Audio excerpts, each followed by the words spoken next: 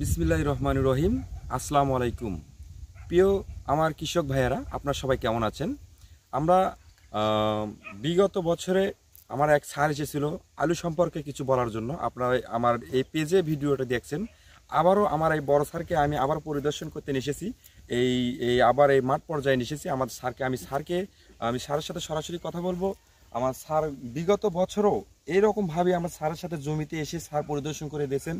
কিন্তু আমি স্যারের সাথে কথা বলবো যে স্যার, আমরা বিগত বছর তো আপনি আলু নিয়ে কথা বলছিলেন, আপনি আলু পাশাপাশি দেখাবেন, আমরা আলুর পাশাপাশি আপনাকে একটা সরিষার জমি দেখাই, যে সরিষার জমি কি রকম কাজ করলে আমাদের কি উপকৃত হবে, আপনি একটু বলবেন স্যার। ধন্যবাদ। অনেকদিন পর আবার আসলাম। বিগততে আমরা দেখেছিলাম আলুর ফসল, সেই আলুর জমি কিভাবে বৃদ্ধি করা যাবে, মানে ফসলটা কিভাবে ভালো রাখা যাবে সে সম্পর্কে কথা বলেছিলাম। আজকে আবারও আসলাম, আলুর জমি পাশাপাশি সরিষা অনেক কিছু দেখলাম। হ্যাঁ স্যার, হ্যাঁ। এখন এই সরিষাটা দেখে এখানে আমি থেমে গেলাম, আর আপনিও কিছু প্রশ্ন করলেন। আসলে সরিষার কিন্তু যত ফুল তত ফসল। হ্যাঁ হ্যাঁ হ্যাঁ।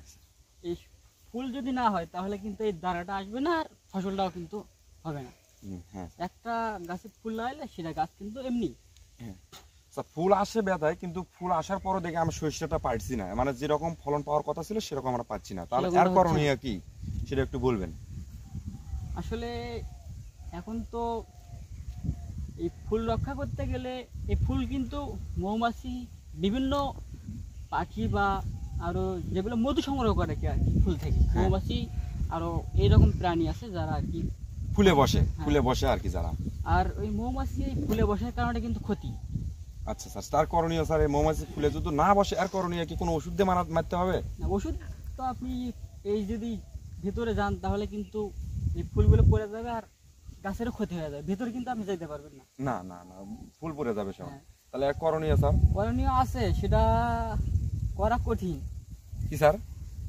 যখন আপনি ফসলটা দিবেন জমিতে, চাষ করার পর মাঝে মাঝে বাঁশের খুঁটি দেওয়া লাগবে বড় করে।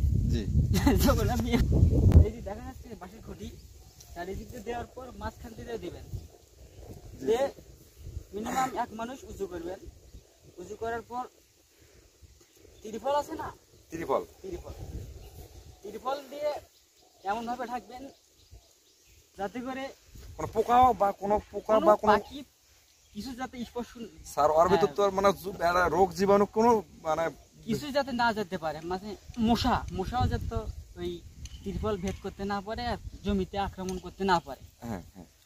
এই জিনিসটা আপনাকে মাথায় রাখতে হবে।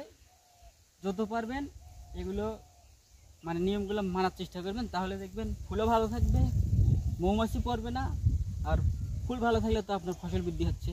ঠিক আছে, ধন্যবাদ স্যার। স্যার পরামর্শ, যে আমরা একটা পরামর্শ পেলাম স্যারের কাছ থেকে, যে আমার যে সরিষার জমি এখানে ত্রিফল দিয়ে ঢেকে দিতে হবে। সরিষার জমি পুরোটা ত্রিফল দিয়ে ঢেকে দিতে হবে, তাহলে আমাদের ফলন বৃদ্ধি পাবে। সবাই ভালো থাকবেন, আমরা আলুর জমিতে যাবো।